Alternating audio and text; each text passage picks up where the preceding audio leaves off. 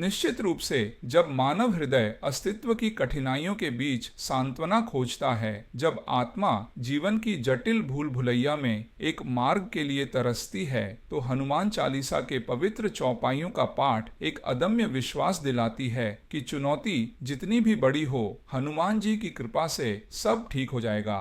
मन की शांत और आनंदित हो जाएगा। जीवन की कठिनाइयां दूर होंगी और समस्याएं चमत्कारिक ढंग से दूर हो जाएंगी। उन्हीं 40 पवित्र छंदों में 21वीं चौपाई में एक गहन सत्य गूंजता है, दुर्गाम काज जगत के जेते, सुगम अनुग्रह तुम्हारे तेते। इसका अर्थ है, हे पवन पुत्र हनुमान, आपकी कृपा से संसार के जितने भी कठिन कार्य हैं वे सब सहज और सुगम हो जाते हैं। यह चौपाई एक मार्ग पर प्रकाश की भांति है, जो बताता है कि जैसे ही आपकी करुणा हम पर बरसती है, तो कोई भी बाधा इतनी बड़ी नहीं रहती कि वह हमारे मार्ग को अवरुद्ध कर सके।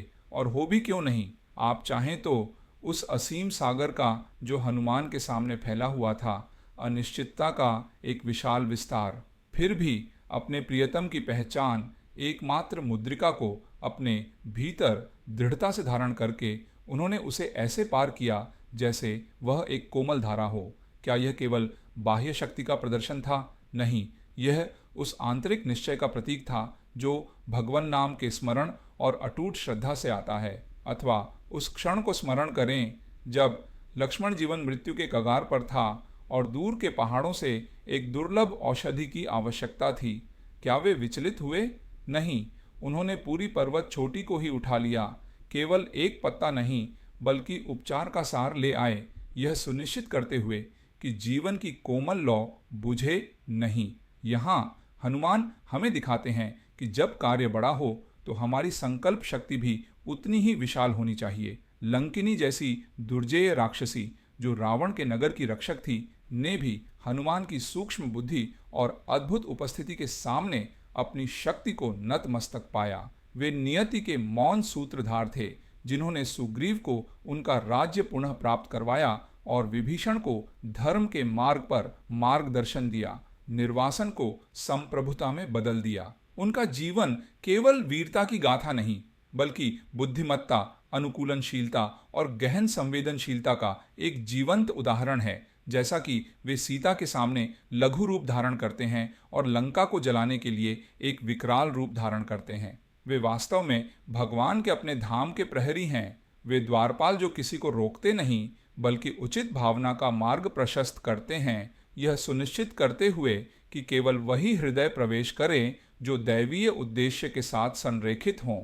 उनकी शक्ति असीम और विस्मयकारी, एकमात्र गर्जना से तीनों लोकों को कंपित करने में सक्षम है, फिर भी पूर्ण आत्मनियंत्रण में है। वे उन सभी बाधाओं को दूर करते हैं जो हमें सत्य के मार्ग से विचलित करने का प्रयास करती हैं, चाहे वे भूत हों, भूतकाल की चिंताएं और भय, या भविष्य की चिंताएं।